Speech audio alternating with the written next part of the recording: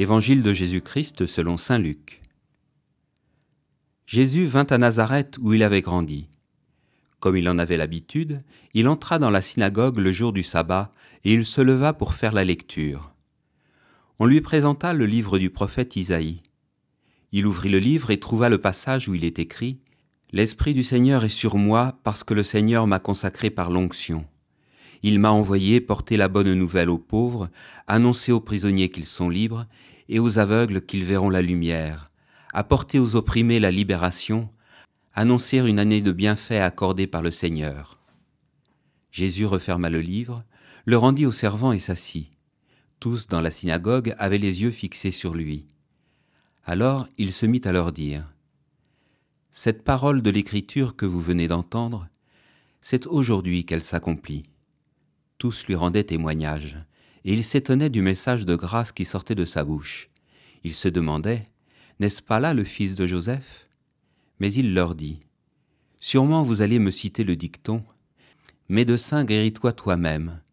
Nous avons appris tout ce qui s'est passé à Capharnaüm. Fais donc de même ici dans ton pays. » Puis il ajouta « Amen, je vous le dis. Aucun prophète n'est bien accueilli dans son pays. En toute vérité, je vous le déclare. Au temps du prophète Élie, lorsque la sécheresse et la famine ont sévi pendant 3 ans et demi, il y avait beaucoup de veuves en Israël. Pourtant, Élie n'a été envoyé vers aucune d'entre elles, mais bien à une veuve étrangère de la ville de Sarepta, dans le pays de Sidon. Au temps du prophète Élisée, il y avait beaucoup de lépreux en Israël. Pourtant, aucun d'eux n'a été purifié, mais bien Naaman, un Syrien. À ces mots, dans la synagogue, tous devinrent furieux.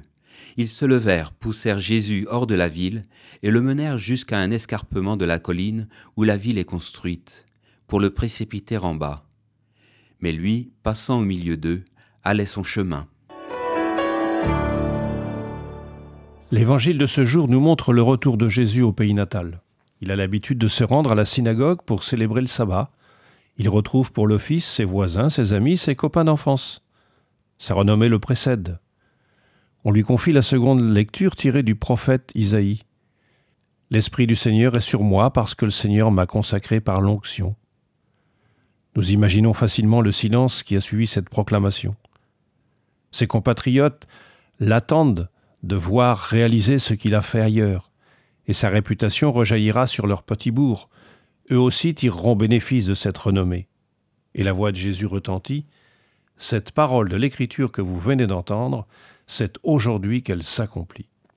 En s'identifiant à la parole d'Isaïe au chapitre 61, d'emblée Jésus se pose en prophète. Chacun de s'interroger. Pour qui se prend-il? N'est-il pas le fils de Joseph?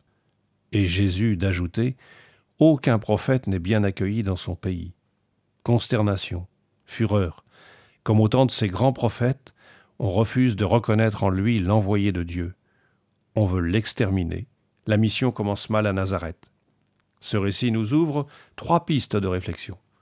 Chaque jour est l'aujourd'hui de Dieu. Ne nous encombrons pas du passé, il n'y a plus rien à y changer. Ne nous polarisons pas sur l'avenir, par expérience nous savons qu'il est très rarement comme nous l'avons rêvé. Seul le présent est le temps de l'accomplissement. Aujourd'hui, Dieu vient à ma rencontre.